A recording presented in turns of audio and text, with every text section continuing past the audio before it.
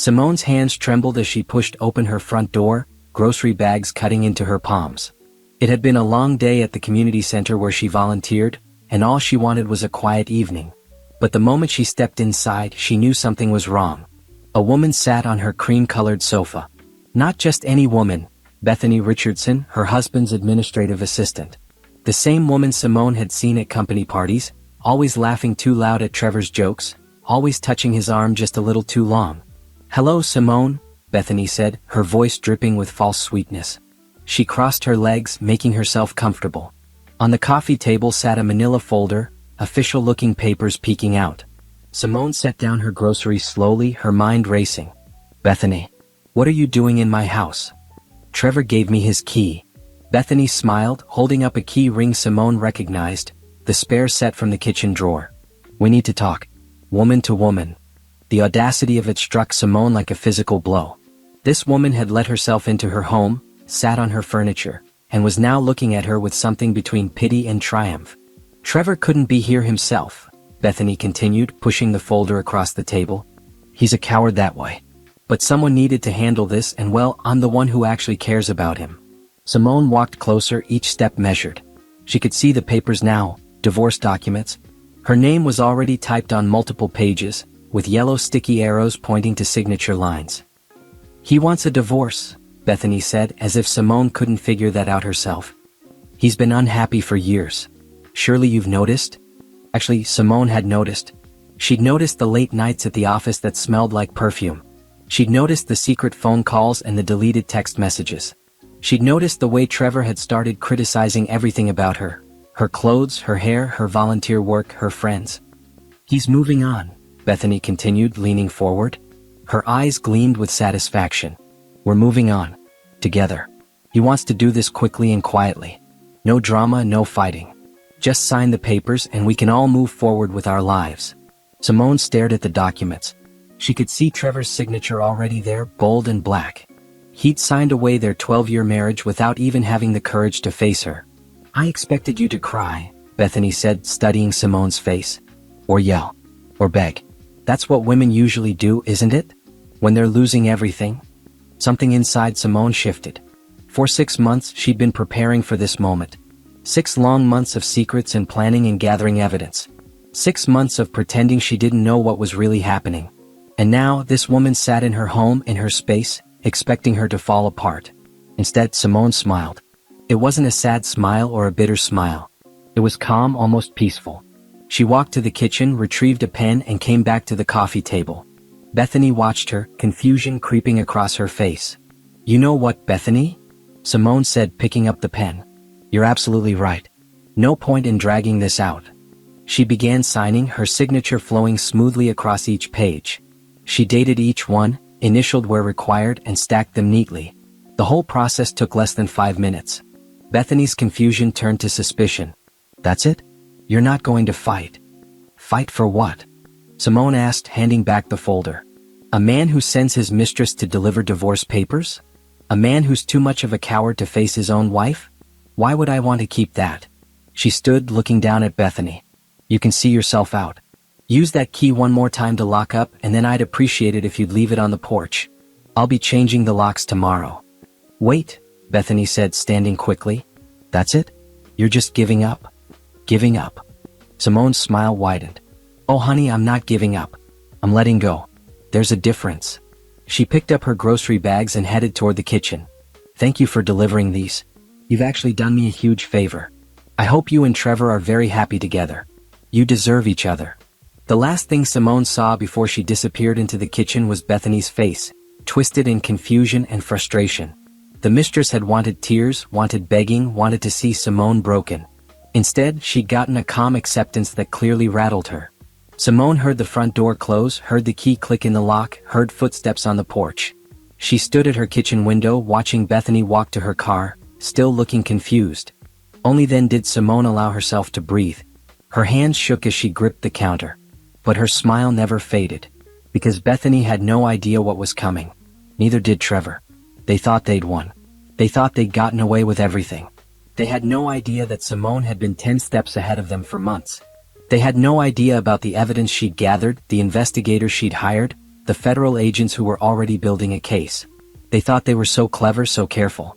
They had no idea that every forged signature, every stolen dollar, every illegal transfer had been documented. They had no idea that their text messages about getting rid of Simone and taking everything had been saved and backed up. Most of all, they had no idea that by signing those divorce papers so calmly, so quickly, Simone had just triggered the final phase of a plan 6 months in the making. She picked up her phone and sent a text to Patricia Holmes, her attorney. "They served me. Papers signed. Execute phase 2. The response came immediately, "Game on. They'll regret this by Friday." Simone looked at the calendar. Today was Tuesday. She had 3 days to prepare for the moment when Trevor and Bethany's world would explode. 3 days until they discovered that the quiet, unassuming wife they dismissed as weak and emotional was actually the smartest person in the room. 3 days until they learned that the divorce papers were the least of their problems. Simone started putting away groceries, humming softly. For the first time in months, she felt light. Free. Ready. The game was just beginning and she held all the winning cards. 6 months earlier, Simone had been a different person. Trusting. Hopeful. Convinced that her marriage was solid despite the rough patches. She'd made excuses for Trevor's distance, blamed his stress at work, told herself that 12 years together meant something. That morning in late February had changed everything. She'd been looking for their tax documents, searching through Trevor's home office while he was at work. They had an appointment with their accountant, and she needed the investment statements he'd been handling. She'd pulled open his desk drawer, rifling through files, when a credit card statement caught her eye. It wasn't their joint card. It was one she'd never seen before. Her hands had frozen on the paper. Charges at expensive restaurants, places they'd never been together. Hotel rooms in the city, despite the fact that they lived only 20 minutes away. Jewelry purchases from stores she'd never received gifts from. Lingerie from boutiques she'd never shopped at. The dates went back 8 months. Simone had sat in Trevor's chair, that statement in her shaking hands, and felt her world tilt. This wasn't a mistake. This wasn't a one-time thing. This was systematic, ongoing, deliberate. She'd wanted to scream, to throw things, to call Trevor immediately and demand answers. But something had stopped her. Maybe it was instinct. Maybe it was self-preservation. Maybe it was the sudden, crystal-clear knowledge that if Trevor was hiding this credit card, he was hiding other things too. So instead of confronting him, Simone had done something she'd never done before. She'd started investigating. She'd photographed the statement with her phone.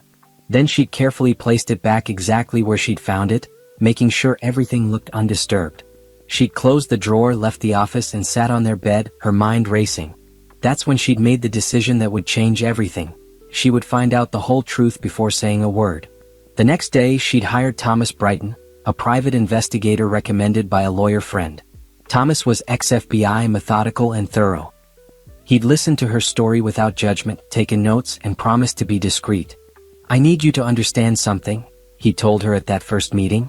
"Once we start digging, we might find things you don't want to know. Are you sure you want the truth?"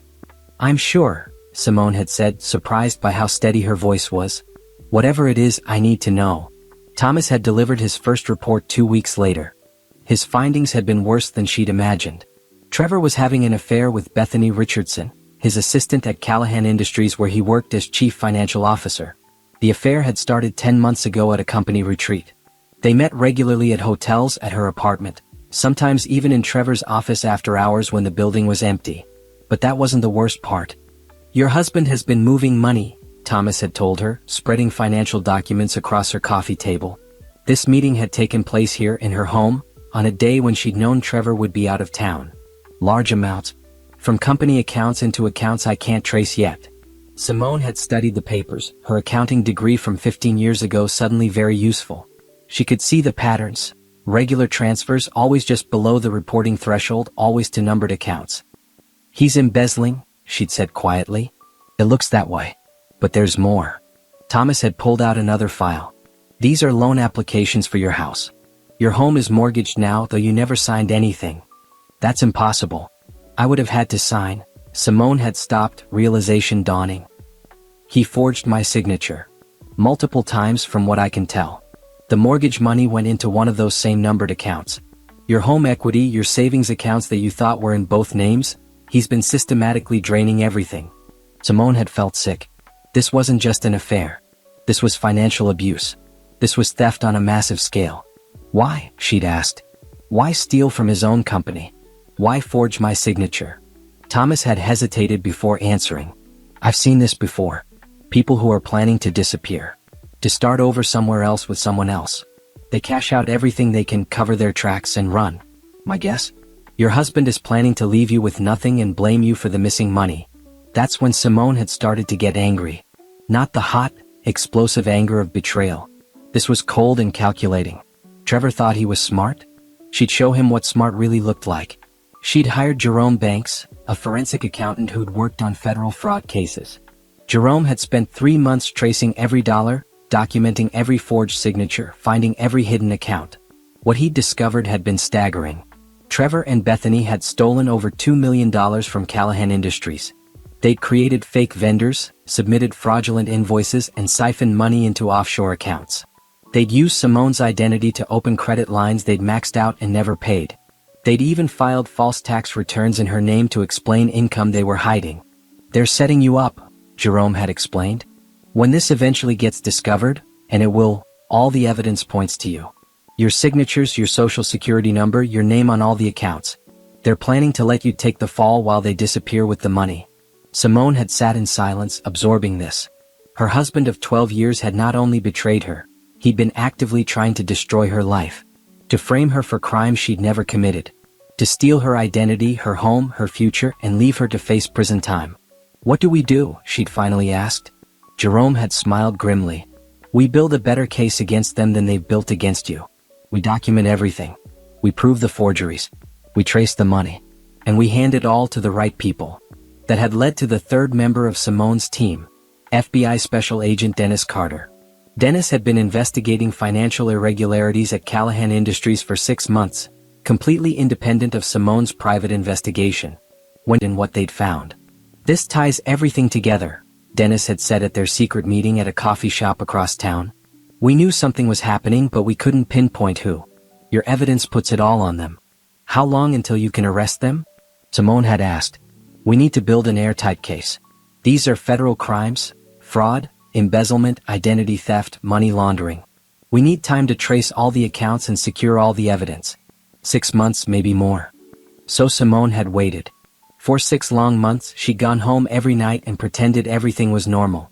She'd smiled at Trevor over dinner. She'd asked about his day. She played the role of the unsuspecting wife while secretly feeding information to investigators. It had been the hardest thing she'd ever done. There were nights when Trevor came home late, smelling like another woman's perfume, and Simone had to bite her tongue to keep from screaming. There were weekends when he made excuses to go into the office, and she'd known he was meeting Bethany instead. But she'd also used that time wisely. She'd secured copies of all important documents. She'd opened new bank accounts Trevor didn't know about and slowly moved money into them. Money from her freelance consulting work, money from small accounts he didn't monitor. She'd changed the passwords on her personal accounts and set up identity theft alerts. She'd also hired Patricia Holmes, the best divorce attorney in the state. Patricia was known for being ruthless, strategic, and brilliant. She'd listened to Simone's story and immediately seen the bigger picture. Don't confront him yet, Patricia had advised. Let him think he's getting away with it. Let him serve you with divorce papers. Let him think you're weak and emotional and going to fall apart. Then we hit him with everything at once. Won't that look bad? Simone had asked. Like I was hiding things too? You were protecting yourself from a criminal, Patricia had countered. Everything we're doing is legal and necessary. You're gathering evidence of crimes being committed against you. That's not hiding, that's survival. So Simone had waited for this moment. For Trevor to be confident enough to ask for a divorce. For Bethany to be arrogant enough to deliver the papers personally. For both of them to think they'd won. Now, standing in her kitchen with those signed divorce papers behind her, Simone felt a grim satisfaction. They'd walked right into the trap. Her phone buzzed. A text from Thomas, her private investigator, subject and mistress meeting at her apartment. Celebrating. Audio surveillance confirms they're planning to leave the country next month. Another text from Jerome, final account traced. Total theft confirmed at $2.3 million. All documentation ready for federal prosecutor. Another from Dennis, warrants approved. Raid scheduled for Friday morning. Arrest to follow. And finally from Patricia, divorce countersuit filed. Included fraud claims, theft claims, and motion to freeze all joint assets. He'll be served tomorrow morning. Simone looked at her phone, reading each message twice. Everything was in place. Everything was ready. In 3 days, Trevor and Bethany would discover what happens when you underestimate a quiet woman. When you mistake kindness for weakness. When you confuse trust with stupidity. They thought they destroyed her. They had no idea she was about to destroy them. March had been brutal. Simone had spent her days maintaining her normal routine while her nights were consumed with evidence gathering. Thomas had installed surveillance equipment in her own home, with Patricia's legal approval, to catch Trevor in the act of accessing her documents or forging her signature. They'd caught him twice. The first time, Trevor had logged into her laptop using a password he must have watched her type. He'd accessed her email and deleted messages from her bank about suspicious account activity. Thomas's hidden cameras had caught everything. His face clearly visible, his fingers on her keyboard, the timestamp proving she'd been at her book club at the time. The second time had been even more damning. Trevor had printed out documents from her personal file cabinet, signed her name multiple times practicing her signature, and then used those practice sheets to forge loan applications. All on camera. All documented. All admissible in court. He's getting sloppy, Thomas had observed, reviewing the footage. Criminals always do when they think they're close to getting away with it. Simone had watched those videos over and over. This man she'd loved, this man she trusted with everything, deliberately and methodically destroying her financial life. Each viewing had hardened something inside her, burned away the last traces of doubt about what she was doing. Jerome's investigation had been even more revealing. The forensic accountant had traced money through 6 different countries, through shell corporations and fake businesses, through accounts that existed only on paper. He documented every transfer, every forged document, every fake invoice. "This is actually impressive," Jerome had said, though his tone suggested he wasn't complimenting them. If they'd stopped at a few $100,000, they might have gotten away with it. But $2.3 million from a mid-sized company? That gets noticed. When? Simone had asked. When would it get noticed? My guess? They planned to disappear before the annual audit in August. That's when external auditors would have caught the discrepancies. But they made one crucial mistake. What? They used your identity for too much. When they eventually got caught, investigators would have looked at you first. But your digital footprint doesn't match. You were never at those banks. You never opened those accounts. Your actual signatures don't match the forged ones. Any decent investigator would have seen through it. So they would have been caught anyway? Eventually, yes. But by then, they'd be in a country with no extradition treaty, living off your stolen money while you dealt with the legal fallout. Now, we're flipping the script. The federal investigation had moved faster than expected. Dennis Carter had been coordinating with the IRS, the SEC, and the local prosecutor's office. He'd obtained warrants to examine Callahan Industries' financial records, to tap Trevor and Bethany's phones, to monitor their communications. They're getting nervous, Dennis had reported in early April. Phone calls between them are increasing. They're talking about moving up their timeline. How much time do we have? Simone had asked. They're planning to file their taxes with the fraudulent returns next week. That gives us probable cause for immediate action. We'll move before month's end. Simone had also been building her own exit strategy. With Patricia's help, she'd quietly separated her finances from Trevor's. Her paychecks from her freelance consulting work now went into accounts he couldn't access. She transferred her grandmother's jewelry to a safety deposit box at a different bank. She changed her will to remove Trevor as beneficiary. Smart women protect themselves first, Patricia had said approvingly. When this blows up, you need to be financially independent and secure. April had brought more disturbing revelations. Thomas discovered that Bethany had a history, 2 previous affairs with married men she'd worked for. Both had ended with the men divorcing their wives and Bethany moving on once the excitement wore off. She's a pattern player, Thomas had explained. She gets off on the conquest, on breaking up marriages. The actual relationship doesn't interest her long term. Does Trevor know this? Simone had asked. Probably not. Men like him think they're special. Think they're different. He has no idea she's already planning her next move. Indeed, Jerome had uncovered evidence that Bethany had her own hidden accounts, separate from the ones she shared with Trevor. She was skimming money from their joint theft, stealing from her partner in crime. There's no honor among thieves, Jerome had said with dark amusement. She's planning to take half the money and disappear on her own. What happens when Trevor finds out? That's when criminals make mistakes. When they turn on each other. By early May, everything was in place. The federal case was ready. Patricia's divorce countersuit was prepared. All the evidence was documented and backed up in multiple locations. They were just waiting for Trevor to make his move. He'll serve you soon, Patricia had predicted. He needs the divorce finalized before the company discovers the theft. That's his timeline: divorce you, marry Bethany for appearance's sake, and disappear before anyone notices the missing money. How can you be sure? Because I've seen this before. Criminals who think they're smart always follow the same pattern. They think if they do everything quickly enough, they can outrun the consequences. Sure enough, in mid-May, Trevor had started making comments about their relationship, saying he felt distant, that they'd grown apart, that maybe they'd married too young. All the standard lines of someone preparing to ask for a divorce. Simone had played along perfectly. She'd looked hurt. She'd suggested counseling. She'd done everything a surprised, devastated wife would do. All while knowing that Patricia was preparing papers that would destroy him. The hardest part had been the lying. Not lying to Trevor, that had become easy. But lying to her friends, her family, her co-workers. Everyone who asked if everything was okay. Everyone who noticed she seemed stressed. She'd smiled and made excuses and told them everything was fine. Only 4 people knew the truth: Patricia, Thomas, Jerome, and Dennis. And they'd all been sworn to secrecy until the right moment. That moment was now here. Bethany had delivered the divorce papers. Trevor thought he'd won. They were both probably celebrating right now, thinking they'd pulled off the perfect crime. They had no idea that in 72 hours, federal agents would raid Callahan Industries. That Trevor would be arrested at his office in front of his colleagues. That Bethany would be arrested at her apartment. That both would be charged with fraud, embezzlement, identity theft, money laundering, and conspiracy. They had no idea that the woman they dismissed as weak and emotional had been the puppet master all along. Simone's phone rang. It was Patricia. "How are you feeling?" her attorney asked. "Honestly? Relieved. Tired. Ready for this to be over. It will be soon. The wheels are in motion now. By Monday, everything will be public. Are you prepared for that?" Simone thought about it. Her marriage ending. Trevor's arrest. The media attention. The whispers and stares. The questions from people who thought they knew her. "Yes," she said finally. "I'm ready.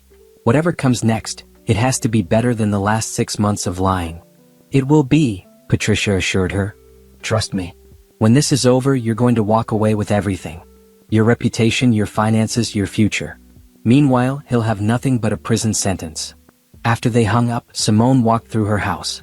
She looked at the photos on the walls, her and Trevor at their wedding, on vacations, at family gatherings. So many years. So many memories. All poisoned now by his betrayal. She started taking them down. Not angrily, not sadly. Just methodically removing every trace of him from her space. These pictures would go in a box in the garage. Eventually she'd probably throw them away. But for now she just wanted them out of sight. Tomorrow Trevor would be served with her countersuit. He'd discover she wasn't just accepting his divorce terms, she was fighting back. That would shake him. Make him nervous. But he'd probably assume she was just being emotional, fighting a battle she couldn't win. Thursday he'd start getting calls from the federal prosecutor's office, asking him to come in for questioning. He'd probably refuse, call his own lawyer, start to panic. Friday the hammer would fall. Simone found herself smiling as she worked. Not a happy smile exactly, but a satisfied one. Justice was coming. Not the hot, immediate revenge of confrontation and drama, but the cold, certain revenge of consequences. Trevor had thought he could destroy her. Instead, he'd destroyed himself. And the best part? She'd barely had to do anything. She just documented his crimes and handed the evidence to people who cared about justice. He destroyed himself. She just made sure everyone saw it happen. The morning Trevor received Patricia's countersuit papers was a Thursday, and Simone made sure she wasn't home. She'd scheduled a breakfast meeting with her core team, Patricia, Jerome, and Dennis, at a restaurant across town. Thomas was there too, having delivered his final surveillance report. He received the papers at 8:47 this morning, Thomas reported, checking his notes. "Courier service, signed for personally. Based on the cameras I still have active in your living room." He read them, made 6 phone calls, and then left the house in a hurry. "Who'd he call?" Dennis asked. First call was to Bethany. Second through fourth were to various attorneys. Fifth was to his brother. Sixth was back to Bethany. Audio surveillance indicates panic. Patricia smiled grimly. Good. Let him panic. Let him burn through money on emergency attorney consultations. It won't help. She spread papers across the table, the countersuit she'd filed against Trevor. It was comprehensive and brutal. Simone had reviewed it multiple times, and each reading had given her a dark satisfaction. The suit demanded full forensic accounting of all marital assets. It included fraud allegations with attached evidence. It requested immediate freezing of all joint accounts. It claimed identity theft and demanded Trevor prove he hadn't forged her signature. It sought full restitution for stolen funds, plus damages, plus attorney fees. This is a nuclear option, Patricia had explained when they drafted it. We're not trying to settle. We're trying to expose everything. When a judge sees this level of documentation, they'll have to investigate. And that investigation will lead straight to the federal charges. Won't Trevor just run? Simone had asked. Once he sees this, won't he realize we know everything? He can't run yet, Jerome interjected. The offshore accounts are already frozen. I notified the international banking authorities last week. His passport has been flagged. If he tries to leave the country, he'll be detained. He doesn't know that though, Dennis added. He probably still thinks he has options. That arrogance will keep him here long enough for us to arrest him. Now, sitting in the restaurant, Simone felt the weight of what they'd accomplished. These 4 people, virtual strangers 6 months ago, had become her team, her protection, her strategic alliance against people who'd wanted to destroy her. Walk me through tomorrow one more time, she said to Dennis. I need to know exactly what happens. The FBI agent nodded. At 6 a.m., federal agents will secure the perimeter of Callahan Industries. At 6:30, we'll enter with warrants to seize financial records, computers, and specific documents. At 7 a.m., when Trevor arrives for work, he'll be detained and taken to federal offices for questioning. Can he refuse? He can, but it will look suspicious. And we'll arrest him anyway by noon based on the evidence we already have. We're just being thorough. What about Bethany? Different team will pick her up at her apartment at the same time. She'll be brought to the same facility. We'll question them separately, let them know the other is being questioned, and see if either one turns on the other. They will, Thomas said confidently. I've been monitoring their communications. The relationship is already strained. She's angry he hasn't left you yet. He's annoyed she's pushing him. Put them under federal pressure, and they'll tear each other apart. Patricia leaned forward. Here's what's important, Simone. After the arrests, there will be media. Your name will come up. You need to be prepared with a statement. What kind of statement? Simple. Factual. You discovered financial irregularities, hired professionals to investigate, cooperated fully with federal authorities, and are grateful justice is being served. Don't say anything emotional. Don't trash Trevor personally. Don't even mention the affair unless directly asked. Why not? The affair is part of this. Because, Patricia explained patiently, if you focus on the affair, people will think this is just a woman scorned seeking revenge. If you focus on the crimes, you're a victim of fraud protecting herself. The narrative matters. Simone absorbed this. She'd been living with the betrayal so long that it was hard to separate the emotional pain from the criminal actions. But Patricia was right. The crimes were what mattered legally. I'll write you a statement to review, Patricia continued. Memorize it. When reporters call, and they will, you'll be ready. What about my job? My friends? They're all going to find out. Let them, Patricia said firmly. You did nothing wrong. You were the victim of identity theft and fraud. Anyone who judges you for that isn't worth keeping in your life. Jerome cleared his throat.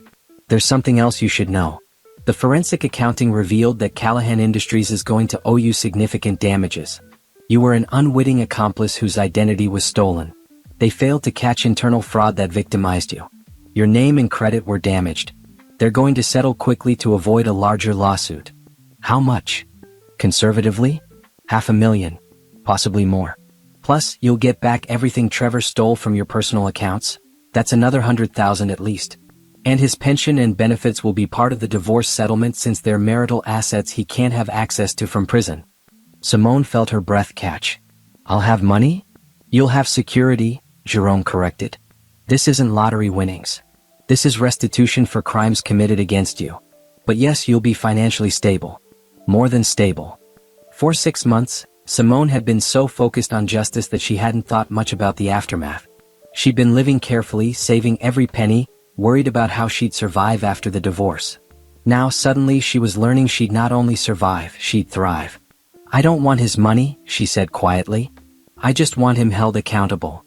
"You can donate it to charity if you want," Patricia said. "But don't refuse what you're legally entitled to. That money can help other women in similar situations. Think bigger than just yourself." Thomas checked his phone. Speaking of Trevor, he's currently at a law office downtown. Been there for 2 hours. Probably getting emergency legal advice. "Too late for that," Dennis said. "No amount of legal maneuvering will help him now. The evidence is overwhelming." They spent the rest of breakfast going over final details. Simone's role was simple. Stay quiet, stay safe, and let the professionals handle everything. She didn't need to confront Trevor. She didn't need to gloat. She just needed to let justice run its course. As they left the restaurant, Patricia pulled Simone aside. "How are you really doing?" "Not legally, emotionally." Simone considered the question. "I'm okay. Angry sometimes. Sad sometimes. But mostly just ready. Ready for this chapter to be over. It will be soon. And then you get to write the next chapter yourself. No Trevor. No lies.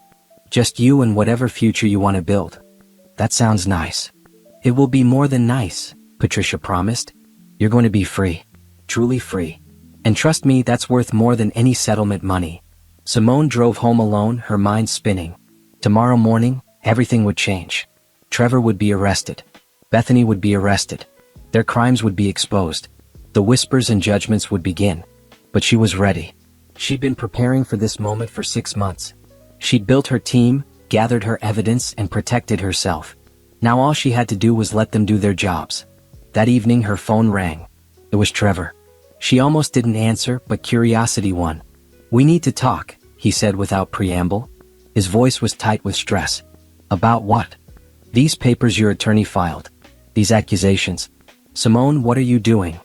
She felt a surge of anger at his tone, as if she was the one causing problems. "I'm protecting myself. You wanted a divorce. I'm making sure I'm protected in that divorce." "Protected? You're accusing me of fraud. Of forging your signature. This is insane."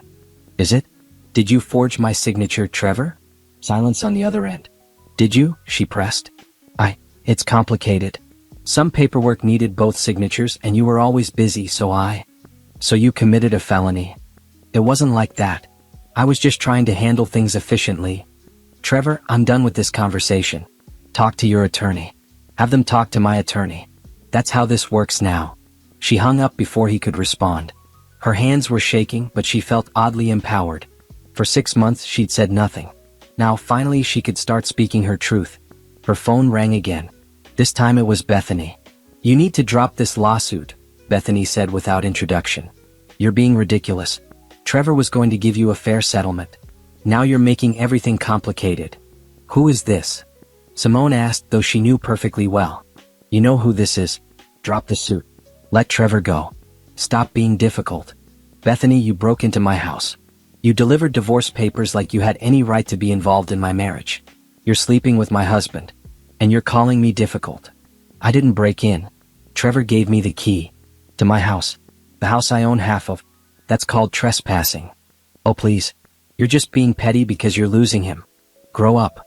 Simone felt her jaw clench. "You know what? Tomorrow is going to be very interesting for you. I suggest you enjoy tonight. It might be your last free night for a while." She hung up. Then she blocked both numbers. Let them panic. Let them scramble.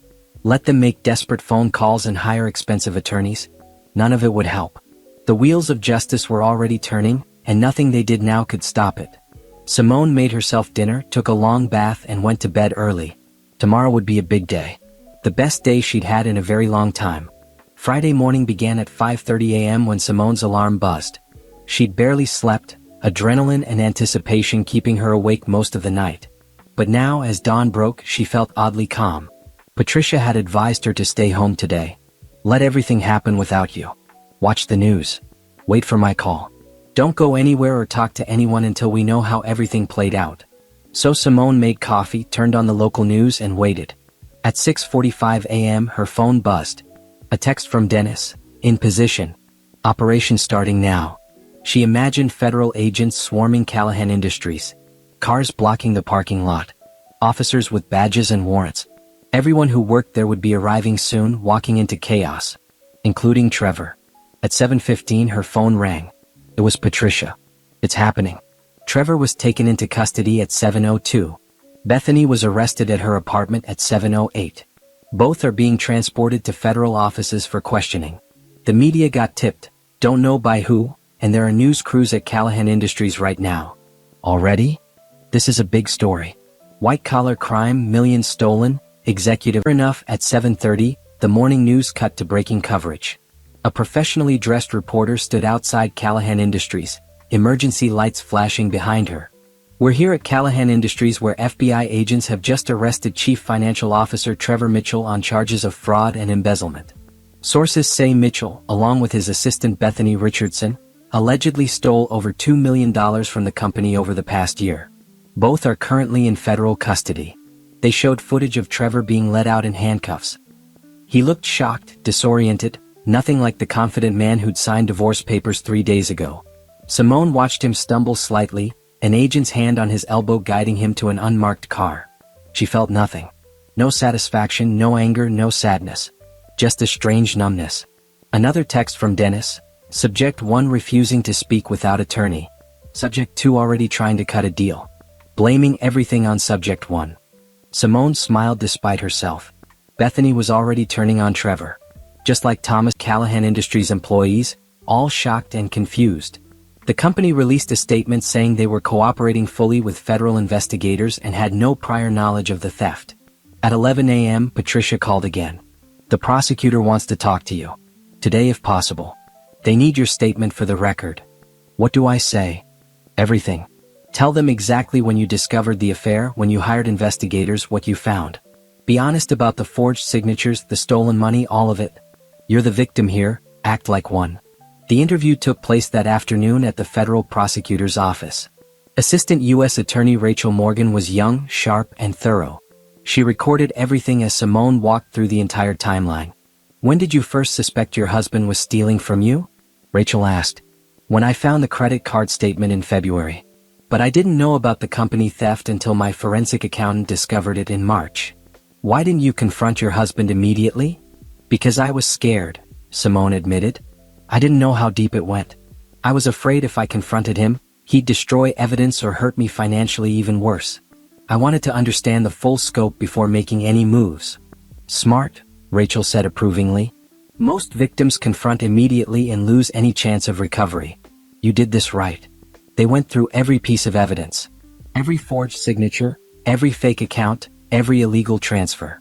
Simone provided copies of everything her team had gathered, all properly documented and dated.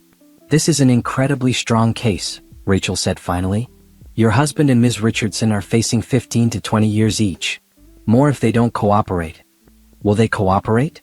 Ms. Richardson is already trying. She's claiming your husband manipulated her, that she didn't know it was illegal, that he threatened her. Standard defense for someone caught red-handed. Is any of that true? Rachel smiled coldly. Not according to the text messages we recovered. She was an enthusiastic participant.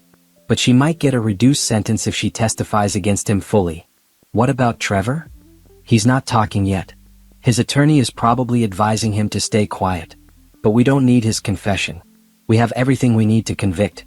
The evidence you gathered is airtight. After the interview, Simone felt drained. She just spent 3 hours reliving the worst months of her life, explaining in detail how the man she'd loved had systematically betrayed and robbed her. But she'd also felt something unexpected, pride. She'd been smart. She'd been careful. She'd done everything right. And because of that, justice was happening. That evening, the story exploded on social media. Someone had leaked more details about the affair, about the mistress delivering divorce papers, about Simone's strategic response. Suddenly she wasn't just a victim, she was a symbol. Woman turns tables on cheating husband, read one headline. Wife sends husband and mistress to prison, said another. Her name wasn't being used, privacy laws protected victims of identity theft, but people online were calling her a hero. Patricia called, laughing. Have you seen social media? You're trending. Is that good? It's complicated, but mostly good. Public sympathy is entirely on your side. Trevor and Bethany are being destroyed online. Every detail of their relationship is being dissected. Every crime is being discussed. They're going to have trouble finding a jury that isn't biased against them. I didn't want publicity. I know. But use it. The more people know Trevor is a criminal, the less anyone will blame you for the divorce. You're not the bitter ex-wife. You're a crime victim who fought back. The weekend was surreal.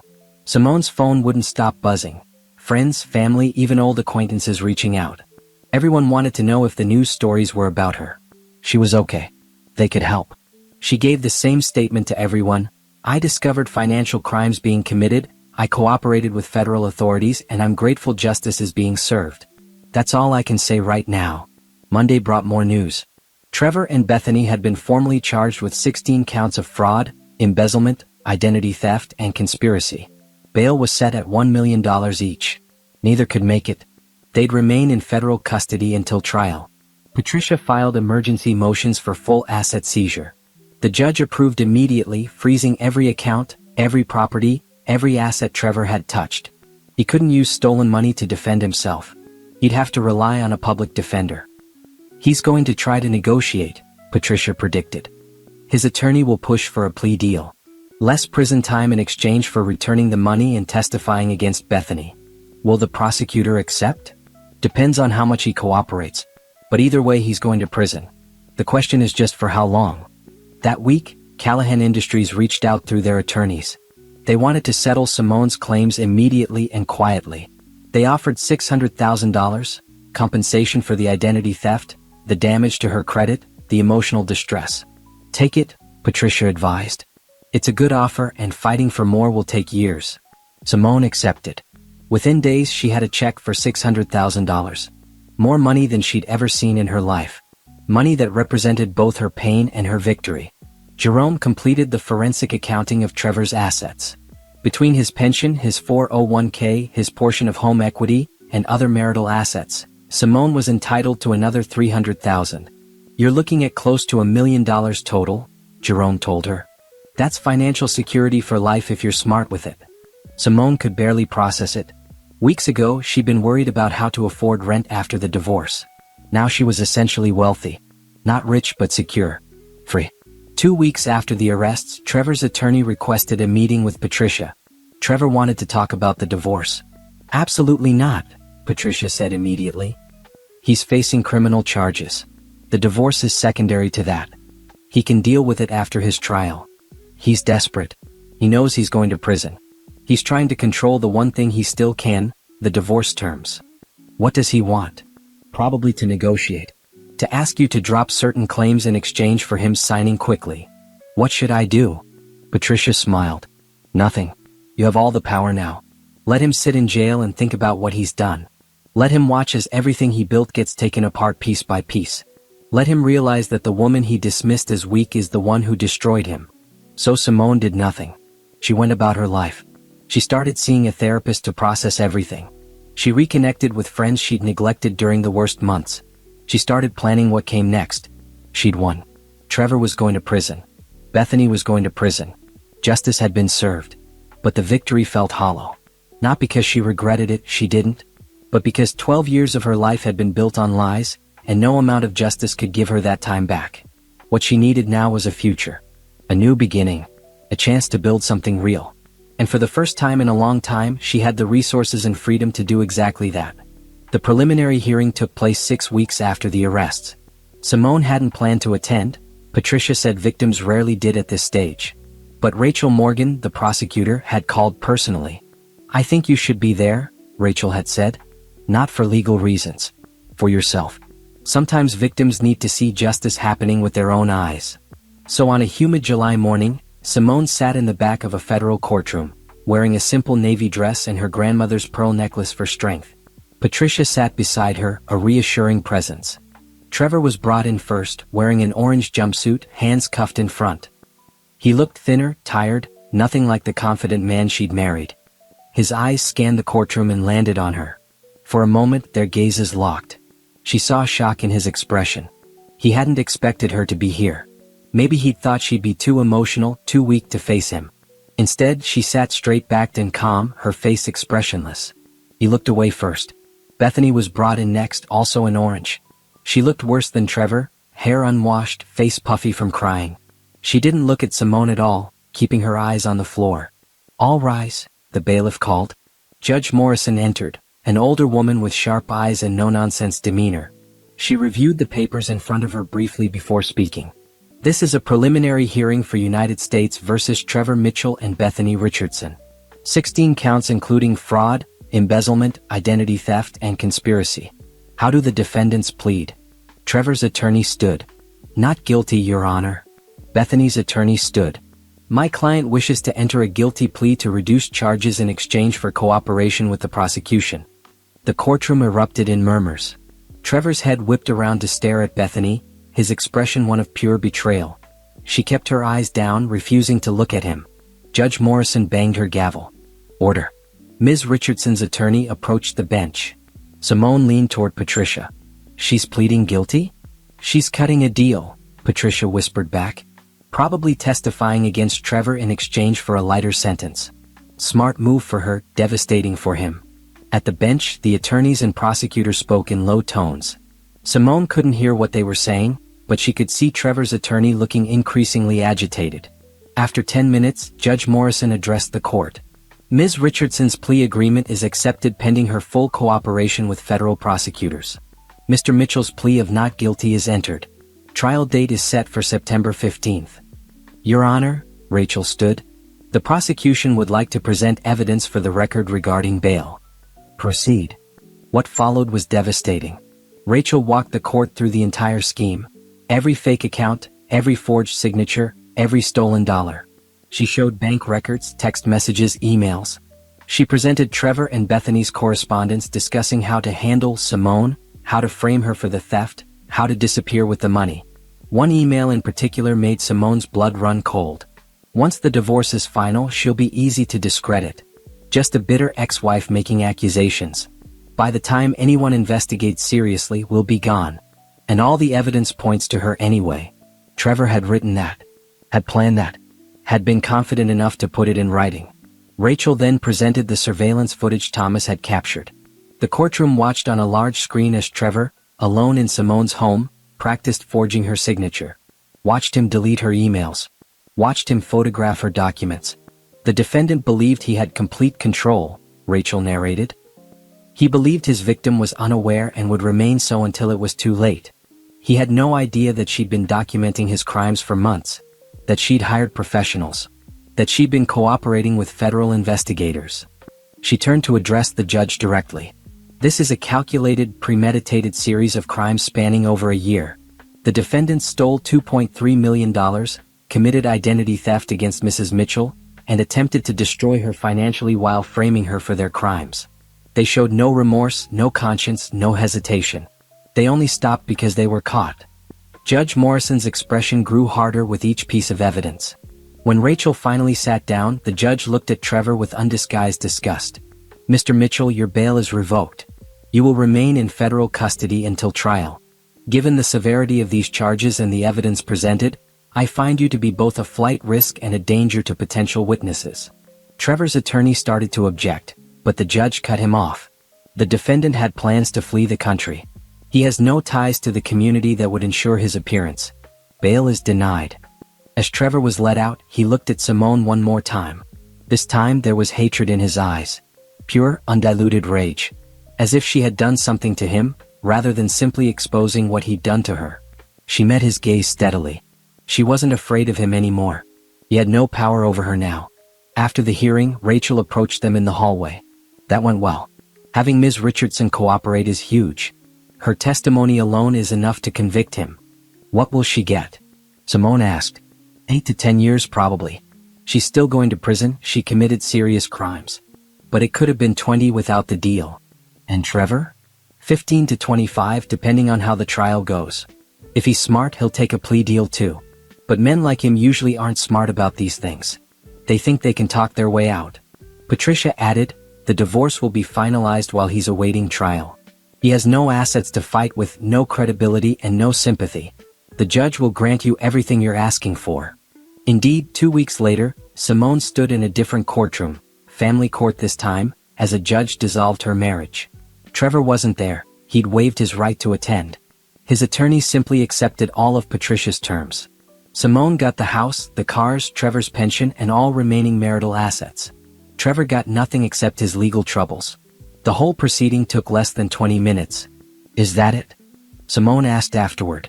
Am I divorced? You're divorced, Patricia confirmed. Officially single as of today. Simone had expected to feel something dramatic. Relief, sadness, anger. Instead, she just felt tired. Tired of Trevor, tired of courtrooms, tired of legal proceedings. She wanted it all to be over. One more thing, Patricia said, handing her a folder. These came this morning. Inside were property deeds. The house was officially in Simone's name alone. No more joint ownership. No more tied to Trevor. Just hers. It's really over, Simone said softly. The legal part is. The emotional part, that's up to you. That evening, Simone did something she hadn't done in over a year. She invited friends over. Real friends, people who'd stood by her through everything. They brought wine and food and sat in her living room now, not theirs, and celebrated. To Simone, her friend Rachel toasted. The smartest woman I know. To justice, another friend added. To fresh starts, Simone said, raising her own glass. They drank, and for the first time in months, Simone felt something approaching happiness. Not the giddy happiness of her early marriage, but something deeper and more real. The satisfaction of having survived. Of having fought back. Of having won. Later, after her friends left, she walked through the house. Felt different now. Lighter. Like Trevor's presence had been a weight she hadn't realized she was carrying until it was gone. She thought about the preliminary hearing. About watching Trevor be led away in handcuffs. About Bethany's guilty plea. About the evidence of their betrayal laid bare for everyone to see. Some people might have felt guilty for destroying 2 lives. But Simone felt none of that.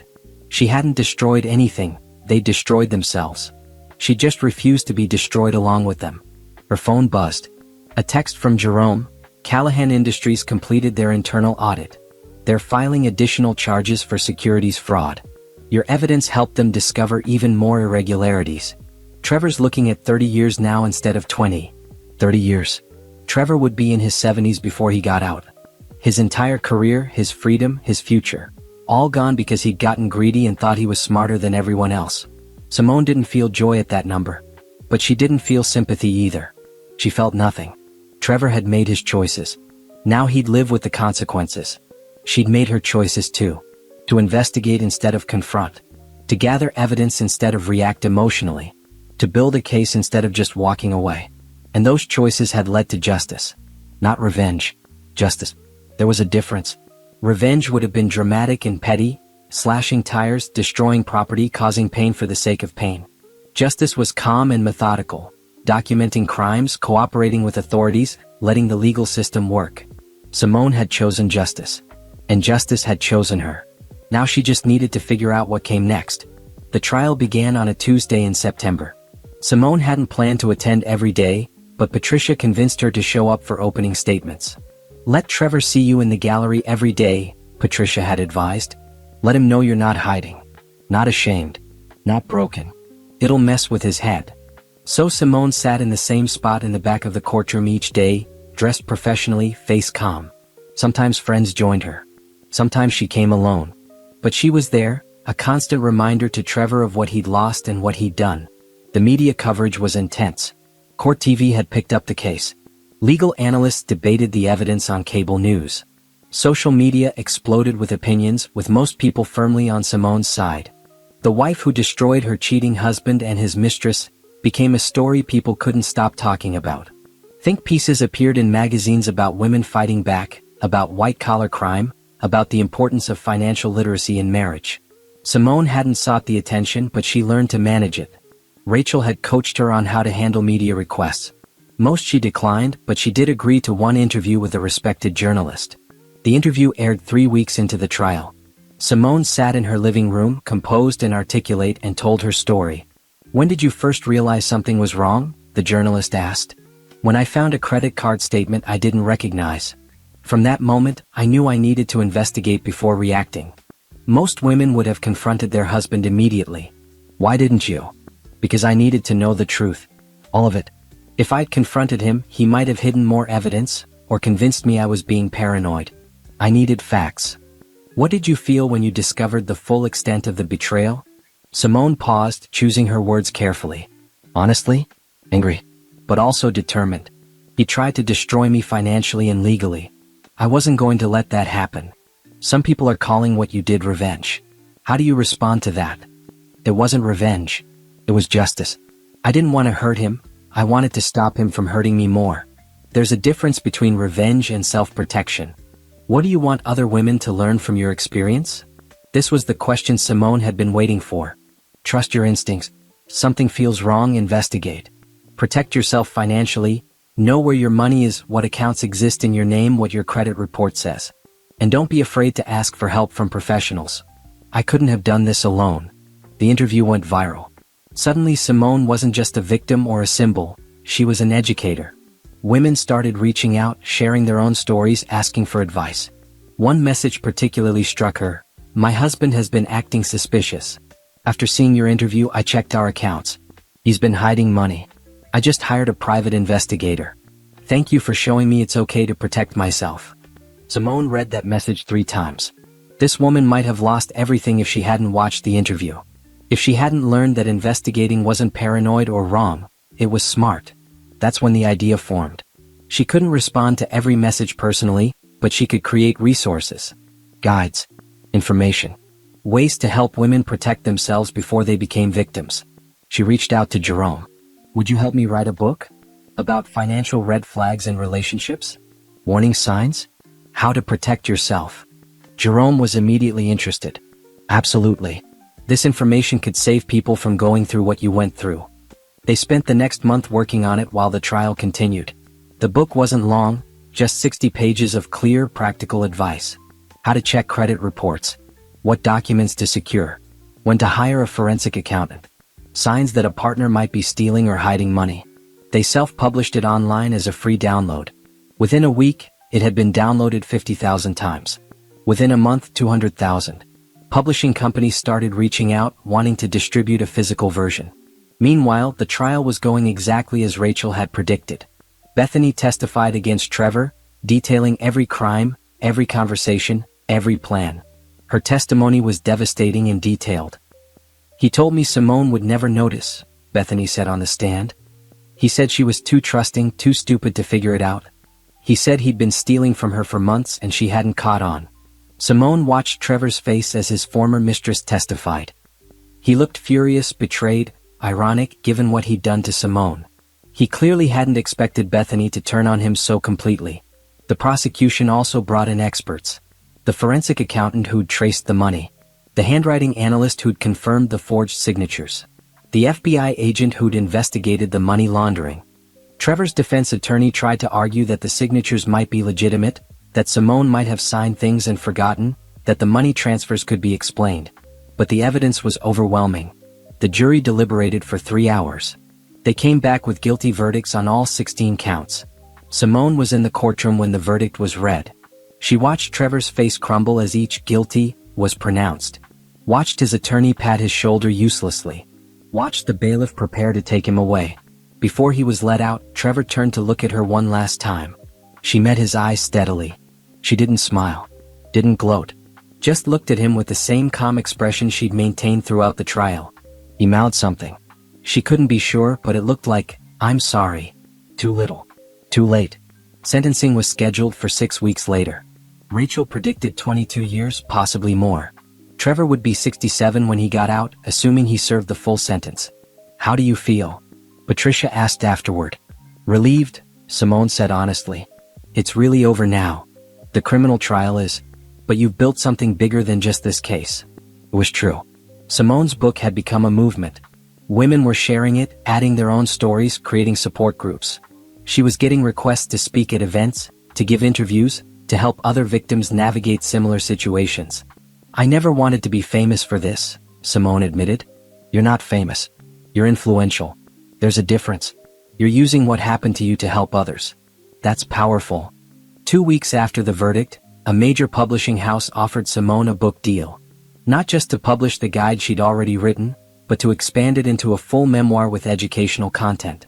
The advance was substantial, enough to fund what Simone was already planning. I want to start a foundation, she told Patricia and Jerome at their next meeting.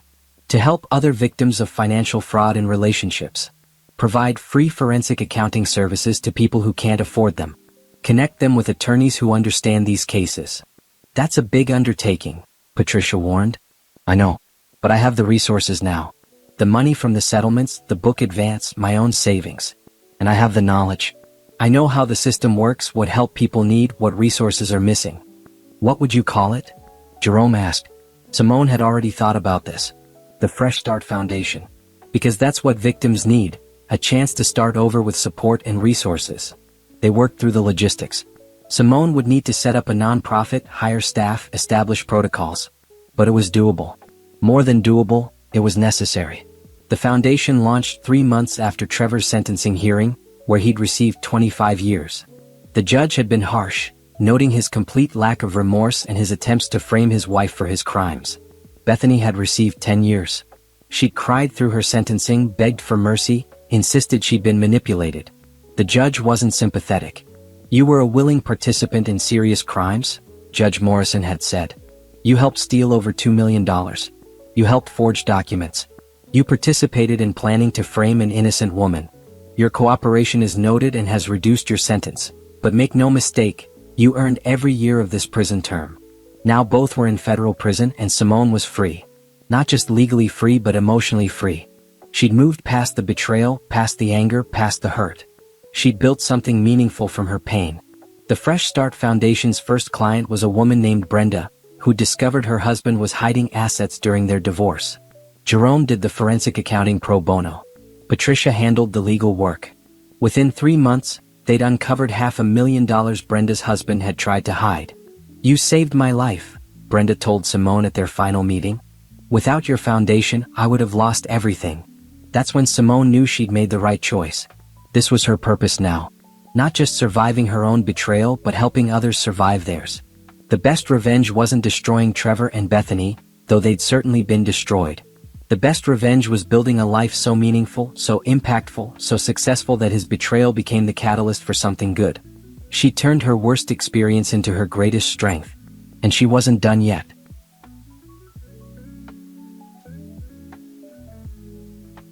The first year after the trial was transformative.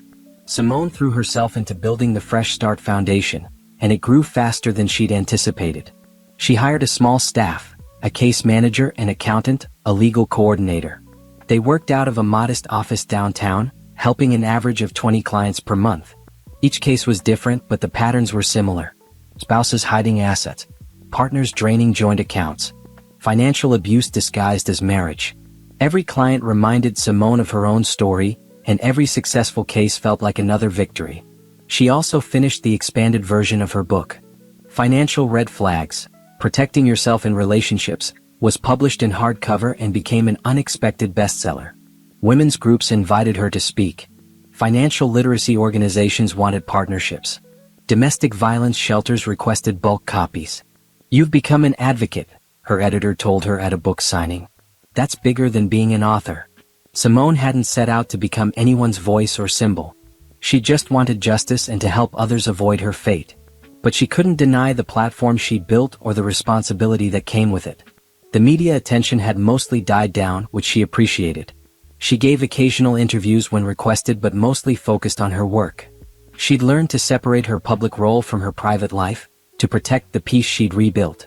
That peace included therapy. Twice a week, Simone met with Dr. Paula Henderson, processing the trauma of Trevor's betrayal and the stress of the public trial.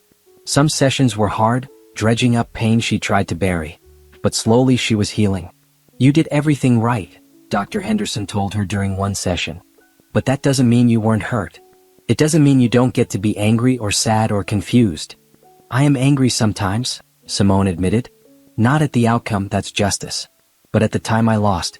12 years with someone who was lying to me. Those years weren't all lies. You were authentic even if he wasn't. Your love was real even if his wasn't. Don't let him steal the good memories along with everything else. It was advice Simone tried to remember. There had been good times with Trevor, especially early on. She didn't have to erase those to accept what he'd become later. She also reconnected with parts of herself she'd lost during her marriage. She'd always wanted to learn pottery, but Trevor had dismissed it as a waste of time. Now she took classes on Saturday mornings, losing herself in the feel of clay and the quiet satisfaction of creating something with her hands. She traveled too, short trips at first, then longer ones. She visited national parks, stayed in small bed and breakfasts, explored places Trevor had never wanted to go. Each trip felt like reclaiming her independence. Her friend Rachel noticed the change. "You look different," she said over lunch one day. "Lighter somehow. I feel lighter. For the first time in years, I'm just living for myself. No one to answer to. No one to accommodate. Just me figuring out what I want." "And what do you want?"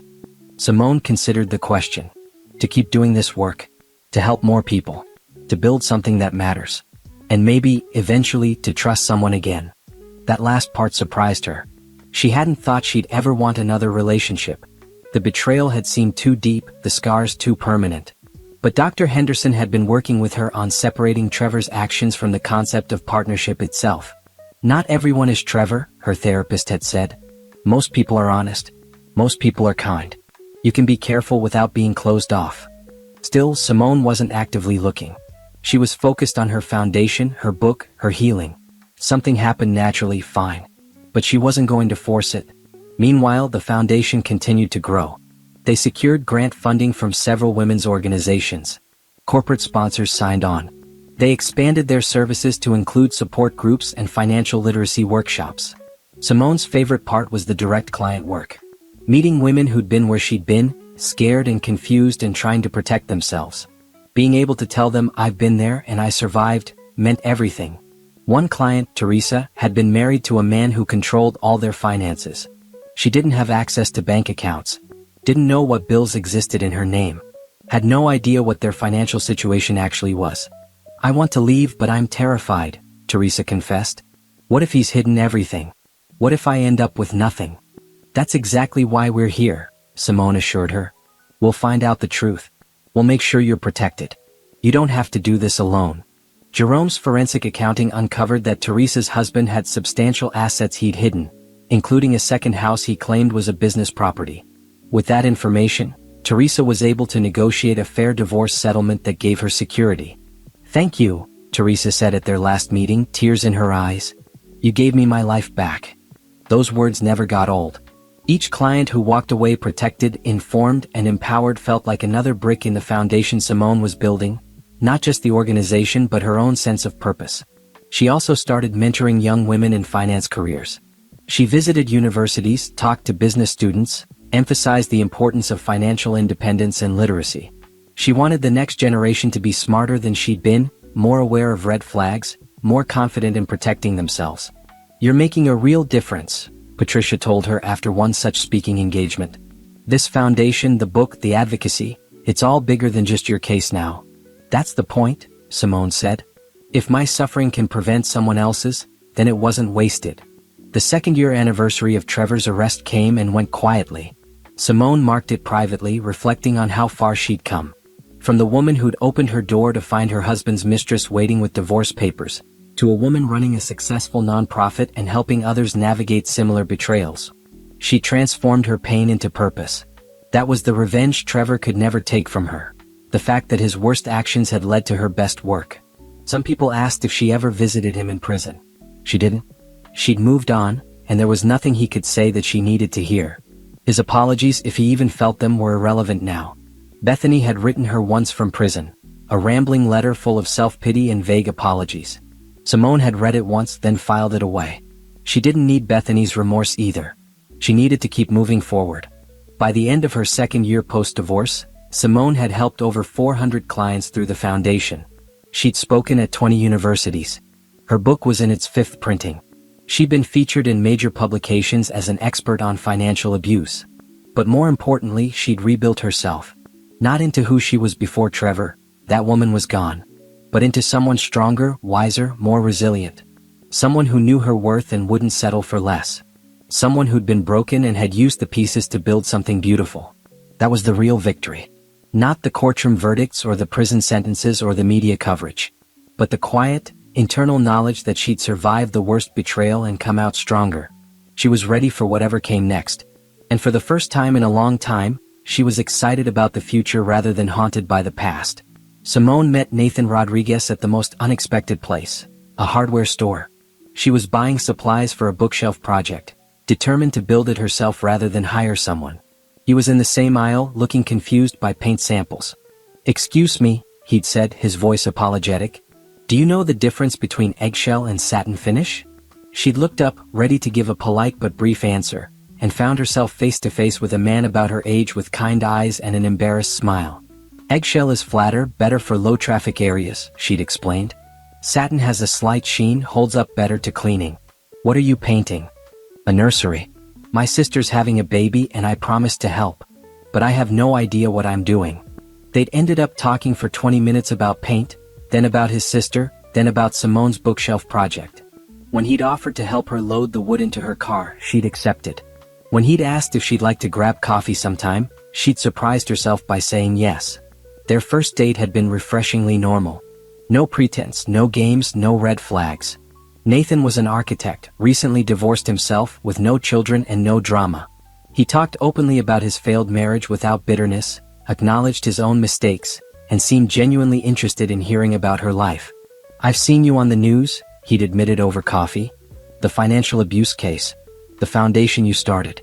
It's impressive." Simone had tensed, waiting for the inevitable questions or judgments. But Nathan had simply added, "That took incredible courage. Most people wouldn't have the strength to fight back like that." "Most people don't have to," she'd said. "True. But when they do, I hope they find the same determination you did." They dated slowly. Nathan never pushed for more than she was comfortable with. He respected her boundaries, understood when she needed space, and was patient with her residual trust issues. "I'm not Trevor," he'd said once, after she'd apologized for being hesitant about combining finances for a shared dinner bill. "I don't need access to your accounts. I'm not trying to control anything. I just want to get to know you." Dr. Henderson had been cautiously optimistic. "He sounds healthy. But take your time. There's no rush." Simone did take her time. She introduced Nathan to her friends slowly. Waited months before letting him meet her family. Kept their relationship private from the foundation clients and the media. This was hers, separate from everything else. Nathan seemed to understand that. He never asked to be featured in her public life. Never tried to capitalize on her platform. He was content to be her private support, the person she came home to after long days at the foundation. They'd been dating for 8 months when he invited her to meet his family. His sister was hosting Thanksgiving and Nathan wanted Simone there. "Are you sure?" she'd asked. "That's a big step." "I'm sure. But only if you're comfortable. No pressure." Simone had accepted, nervous but ready. Nathan's family was warm and welcoming.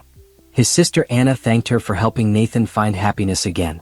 His parents asked respectful questions about her work without prying into her past. Over dinner, Nathan's nephew had asked innocently, "Uncle Nathan, are you going to marry Simone?" The table had gone quiet. Nathan had looked at Simone, clearly embarrassed, but before he could deflect, Simone had smiled. "That's not something we're thinking about right now," she told the boy gently. "But we're very happy together." Later, driving home, Nathan had apologized. "I'm sorry about that. Kids have no filter." "It's okay. It actually made me realize something." "What?" "That I could imagine marrying again. Someday. With the right person. I didn't think I'd ever feel that way." Nathan had reached for her hand. "For what it's worth, I could imagine that too. Someday. When you're ready. No rush." The foundation continued to flourish. They'd helped over 1,000 clients by now, with a success rate Simone was proud of. Most clients were able to protect their assets and get fair settlements. Some, like Simone herself, had uncovered criminal activity and seen their abusers prosecuted. She'd hired more staff, opened a second office, and established partnerships with law schools to provide pro bono legal services. The organization was becoming exactly what she'd envisioned, a comprehensive resource for victims of financial abuse. She'd also started receiving speaking invitations from corporate America. Companies wanted her to train their HR departments on recognizing financial abuse warning signs. Banks wanted her to develop programs for identifying and helping customers in abusive situations. "You're changing systems," Patricia observed during one of their now regular lunch meetings. "Not just helping individual clients, but changing how institutions respond to financial abuse." That's the goal. Individual help is crucial, but systemic change prevents more cases from happening in the first place. 3 years after Trevor's arrest, Simone received an unexpected letter. It was from his attorney, informing her that Trevor wanted to contact her directly. He'd been in prison for 2 years and was apparently seeking to make amends. "You don't have to respond," Patricia advised when Simone called about it. "I know. But I'm curious what he could possibly have to say." She authorized limited contact through the attorney. A week later, she received a letter from Trevor himself. The handwriting was still familiar, though the tone was completely different from anything he'd written during their marriage. In the letter, Trevor took full responsibility for his actions. He apologized for the betrayal, the theft, the attempt to frame her. He acknowledged that he'd been greedy, cruel, and cowardly. He said he deserved every year of his sentence and more. "I won't insult you by asking for forgiveness," he wrote. "I don't deserve it. But I wanted you to know that I understand now how much I hurt you. Prison has given me time to reflect on what I destroyed, not just our marriage but a good person who trusted me. I hope you've built a good life without me. You always deserved better than what I gave you." Simone read the letter 3 times. Part of her wanted to dismiss it as manipulation, another con. But it felt genuine. And ultimately, it didn't matter whether his remorse was real or not. She'd moved on. She wrote back once briefly, "I've built a good life. I hope you use your time to become a better person. But I won't be responding to future letters. What's done is done." She sent it and felt nothing.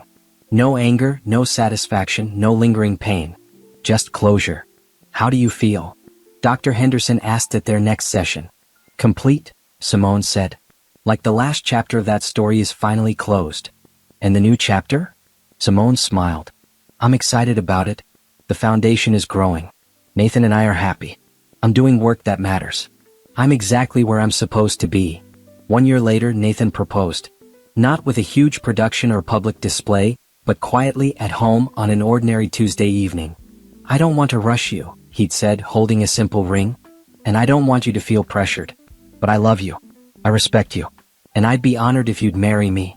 On your timeline. With your terms. Whatever makes you feel safe."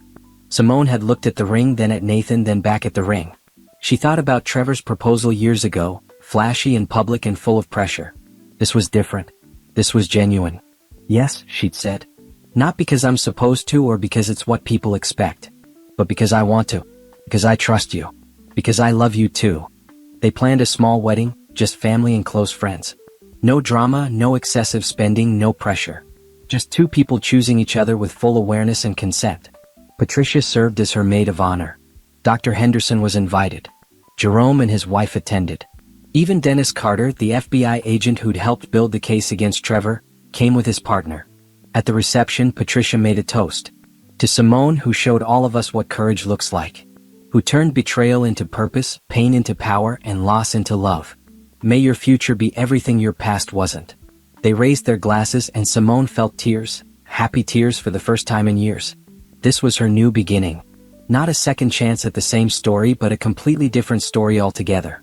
One built on honesty, respect, and genuine partnership. Trevor was 15 years into his sentence now. Bethany had been paroled after serving 7 years, and Simone heard she'd moved to another state, working quietly and keeping a low profile.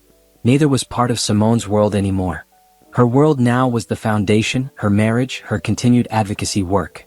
She'd published a second book about rebuilding after betrayal. She'd been invited to speak at the UN about financial abuse as a human rights issue. She'd built an entire life from the ashes of her destroyed marriage. And it was better than anything she'd had before. Because this life was authentic. This life was hers. This life was built on truth instead of lies. And that made all the difference. 5 years after signing those divorce papers, Simone stood in the lobby of her foundation's new building. It was a beautiful space, glass and steel, modern and welcoming, with the Fresh Start Foundation logo prominently displayed. This wasn't just an office. This was a resource center. The first floor housed a legal clinic where clients could meet with attorneys. The second floor had financial counseling offices where Jerome's team of forensic accountants worked.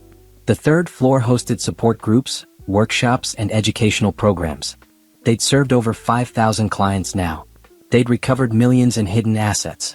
They'd helped hundreds of women escape financially abusive relationships. They'd trained thousands more to recognize warning signs before becoming victims.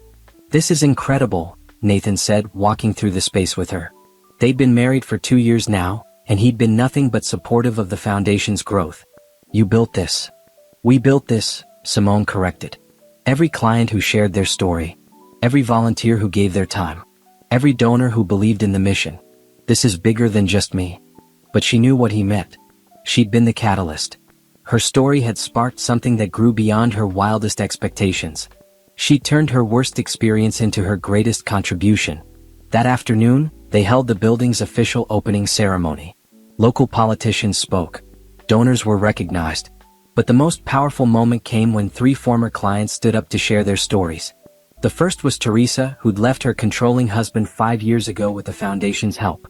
She now ran her own business and had custody of her children. The second was Brenda, who discovered her husband hiding assets during their divorce. She'd recovered enough money to put her kids through college and had started her own nonprofit helping elderly people avoid financial scams. The third was a young woman named Kayla, who'd caught her boyfriend stealing from her at age 23. She'd graduated college debt-free thanks to recovering the stolen money and now worked as a financial crimes investigator for the FBI. "We're not victims anymore," Kayla said, looking directly at Simone. "We're survivors. And we're stronger because of what we went through and because of the help we received. Thank you for showing us that betrayal doesn't have to be the end of our stories, it can be the beginning of better ones." Orchestrated final chapter conclusion showcasing protagonist's triumphant resolution. The user wants 10 chapters of 1,000 words each. I'm at chapter 10 now. Let me make sure this chapter is substantial and wraps up the story beautifully with the happy ending the user requested. I need to continue with Simone's ultimate victory and show her thriving. The audience applauded, and Simone felt overwhelmed with emotion. This was why she did this work. Not for recognition or praise, but to see other women reclaim their power and build new lives. After the ceremony, Simone gave a tour to a journalist from a major magazine doing a feature on the foundation. They walked through each floor and the journalist took notes on everything. "What would you say is your biggest accomplishment?" the journalist asked. Simone thought carefully. Changing the narrative. Financial abuse used to be something people didn't talk about. Women were ashamed to admit it happened to them. Now, because of our work and the work of organizations like ours, people understand it's a crime, not a personal failure. That shift in understanding saves lives. Do you ever regret how things went down with your ex-husband? No. Trevor made his choices. He committed crimes. He faced consequences. I have no regrets about seeking justice. What about the affair? Does that part still hurt? Simone looked out the window at the city. The affair was a symptom of deeper problems. His dishonesty, his greed, his willingness to hurt people to get what he wanted. If it hadn't been Bethany, it would have been someone else. I'm grateful I discovered it when I did before he could do even more damage. That evening, Simone and Nathan hosted a small dinner party at their home. Patricia and her husband came, along with Jerome and his wife and several staff members from the foundation. It was informal and warm, filled with laughter and good food. "A toast," Patricia said, raising her glass. "To Simone, who proves every day that the best revenge is a life well lived." "It's not revenge," Simone corrected with a smile. "It's justice and growth." "Fine." "To Simone, who proves that justice and growth look better than any revenge could." They drank, and Nathan squeezed her hand under the table. Later, as they cleaned up together, he said, "I'm so proud of you. Not just for the foundation but for how you've handled everything. You could have let what Trevor did make you bitter or closed off. Instead, you used it to help others." "I had good examples," Simone said, thinking of Patricia's fierce advocacy, Jerome's patient investigation, Dr. Henderson's compassionate guidance. "I learned that strength isn't about never falling, it's about getting back up and helping others do the same." The next morning, Simone opened her laptop to find an email that made her pause. It was from a literary agent, but the subject line wasn't about her books. It read, "Film production interest." Inside, the agent explained that a production company wanted to option her story for a movie. They'd been following her work and thought her journey from victim to advocate would inspire millions. Simone sat back processing this. Her story on screen. Not just the betrayal and the trial but the foundation, the work, the real impact. She called Patricia immediately. "They want to make a movie about my life." "What are you thinking?" "That it could help even more people. But also that I'd need creative control. I don't want this to be sensationalized or turned into a revenge fantasy. The point is the growth, not the gotcha moment." "Then negotiate for that. If they want your story they need to tell it right." Simone did negotiate. Art. She demanded script approval, consultation on portrayal, and that proceeds go to the foundation. To her surprise, the production company agreed to all her terms. They weren't interested in exploiting her story, they wanted to tell it authentically. The movie went into production a year later. Simone served as a consultant, ensuring the details were accurate and the message was clear. The focus wasn't on Trevor or Bethany or even the trial. It was on Simone's transformation, her strategic thinking, her determination to not just survive but to build something meaningful from her pain. When the movie premiered, it sparked a national conversation about financial abuse, about women's financial literacy, about the importance of trusting your instincts. The Fresh Start Foundation received thousands of new donation requests and client inquiries. But the most gratifying moment came from an unexpected source. 6 months after the premiere, Simone received a letter from a woman in Texas who'd watched the movie with her teenage daughters. "I've been in a financially abusive marriage for 15 years, the woman wrote. "I didn't have a name for it until I saw your movie. I've now contacted your foundation and started the process of protecting myself. More importantly, I've talked to my daughters about red flags to watch for. Because of your story, they'll be smarter than I was. They'll know to protect themselves. You didn't just save me, you might have saved my daughters from ever becoming victims in the first place." Simone read that letter to Nathan that night, her voice breaking with emotion. "That's everything," she said. "That's why I went through all of this, so women like her and her daughters would have a different story." 7 years after Trevor's arrest, Simone received notification that he was up for parole. As a victim, she had the right to submit a statement or attend the hearing. She chose to do neither. "I have nothing to say to him or about him," she told Patricia. "Whether he gets out early or serves his full sentence doesn't affect my life anymore." Trevor was denied parole. Apparently, he'd had disciplinary issues in prison and hadn't completed required rehabilitation programs. He'd serve at least another 5 years. Simone felt nothing when she heard. No satisfaction, no anger, nothing. He was completely irrelevant to her life now. Bethany had reached out once through social media, asking to meet for closure. Simone had declined. Some people thought closure came from confrontation. Simone knew her closure came from moving forward, not looking back. On the 8th anniversary of that day when Bethany had walked into her home with divorce papers, Simone stood in her bedroom getting ready for work. She looked at herself in the mirror, strong, confident, happy. Nothing like the woman she'd been 8 years ago. Nathan came up behind her, wrapping his arms around her waist. "You okay? I know what day it is." "I'm more than okay. I was just thinking about how different everything is now." "No regrets." "None. If Trevor hadn't betrayed me, I never would have found this path. I wouldn't have started the foundation. I wouldn't have helped thousands of women. I wouldn't have met you." She turned in his arms. "I'm grateful it happened. Not for the pain but for what came after. For who I became because of it." "You're amazing," Nathan said simply. Simone smiled. "I'm human. I just refused to let someone else's terrible choices define my story." That day at the foundation, Simone met with a new client, a woman named Amy who just discovered her husband was hiding assets. Amy was scared, confused, crying. Simone sat across from her and said the same thing she said to every new client. "I know you're afraid. I've been exactly where you are. But I promise you you're going to be okay. We're going to help you protect yourself. And on the other side of this, you're going to be stronger than you ever thought possible." Amy looked up with red-rimmed eyes. "How can you be so sure?" "Because I'm living proof. 8 years ago I was sitting where you are. Today I'm running this foundation, I'm happily remarried, and I'm using my experience to help women like you. Your husband's betrayal doesn't get to be the end of your story, it's just a difficult chapter. You get to write what comes next."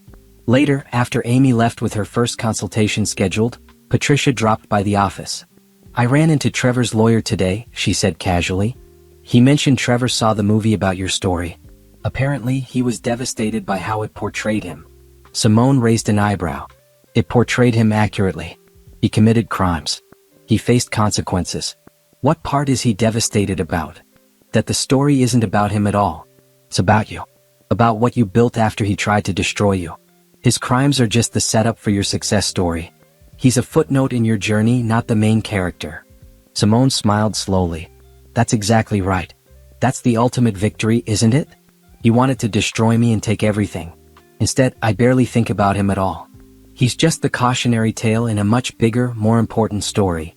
"The best revenge is indeed a life well lived," Patricia agreed. But Simone shook her head. "It's not even revenge. Revenge implies I'm still thinking about him, still trying to hurt him back. I'm not. I'm just living my best life. If that happens to show him what he lost, that's his problem, not my concern." That night, Simone received an email from the film production company. The movie had been nominated for several awards, including Best Screenplay and Best Actress. The premiere had inspired a documentary series about financial abuse. 3 major universities had added financial literacy courses based on her book's curriculum. Her story had become bigger than she'd ever imagined. It wasn't about Trevor or betrayal anymore. It was about resilience, about transformation, about refusing to be defined by someone else's worst actions. Simone forwarded the email to her team with a note. "This is what we've built together. Every person we help, every system we change, every woman we empower, it all matters. Thank you for being part of this journey." As she prepared for bed that night, Nathan asked, "If you could go back and tell yourself something on that day when Bethany showed up with divorce papers, what would you say?" Simone thought about it. "I'd say, sign those papers with a smile. Everything you're afraid of losing was already gone. But everything you're going to gain, your real strength, your purpose, your true self, is waiting on the other side of this pain. Trust yourself. Trust the process. And know that the woman you become will be grateful for the strength the woman you are right now is showing." "That's beautiful," Nathan said. "It's true. I'm grateful for her, for who I was then. She was smart enough to investigate instead of react. Brave enough to gather evidence when she could have confronted. Strong enough to wait for justice instead of seeking revenge. She made it possible for me to be who I am now." Simone looked around her bedroom in the home she shared with Nathan. A home built on honesty and mutual respect. She thought about the foundation, about the thousands of lives changed. About the books, the speeches, the systemic changes they'd accomplished. This was her ultimate victory. Not destroying Trevor and Bethany, though they'd certainly faced consequences. Not the settlements or the money or the vindication. But this, the life she'd built on her own terms. The work that mattered. The relationships based on truth. The knowledge that she'd taken the worst experience of her life and used it to make the world better. Trevor had tried to take everything from her. Instead, she'd discovered she'd never needed him at all. She'd found her own power, her own purpose, her own path. And it was so much better than anything he could have given her. That was the real happy ending. Not revenge, not punishment, not even justice, though all of those had their place. The real happy ending was building a life so full, so meaningful, so rich with purpose that his betrayal became nothing more than the catalyst that set her free. Simone turned off the light and settled into Nathan's arms, content. Tomorrow would bring new challenges, new clients, new opportunities to make a difference. But tonight, she could simply rest in the knowledge that she'd won. Not by destroying him, but by becoming someone better than she'd ever been before. And that truly was the ultimate victory. As we come to the end of today's story, I want you to sit with us for just a moment. Not just as the story, but as the reflections of something deeper. Because what you just witnessed isn't only about one woman's journey. It's about a truth that echoes far beyond this screen. It's about resilience that refuses to break, even when the world demands silence. It's about strength that isn't always loud, but always present, steady, unshaken, and undeniable. That even in the face of injustice, betrayal, poverty, or pain, there is something within these women that cannot be erased. A fire, a voice, a power that rises, no matter how many times it's pushed down. And maybe as you watch this story unfold, you saw more than just a character. Maybe you saw pieces of real life. Maybe you saw struggle that felt familiar. Maybe you saw courage that reminded you of someone or even yourself. Because these stories, while fictional, are rooted in something very real.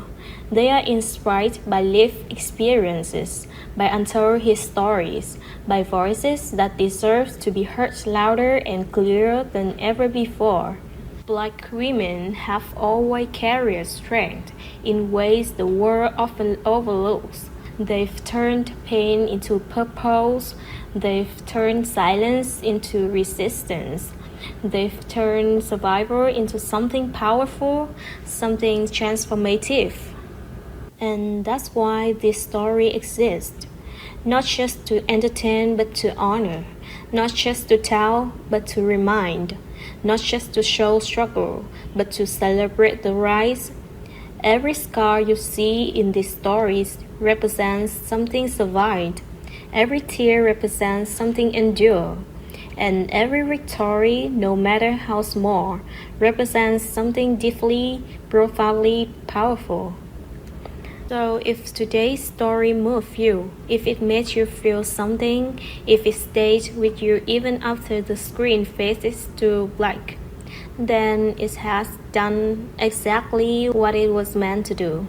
And I want to invite you to be part of this journey because there are so many more stories to tell, so many voices to amplify, so many moments of truth, pain, courage, and triumph that deserves to be seen and heard.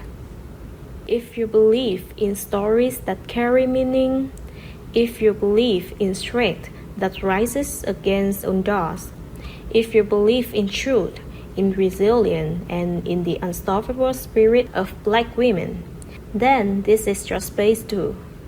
Stay with us, listen, feel, and most importantly, never forget the power of a woman who refuses to be broken. Thank you for being here.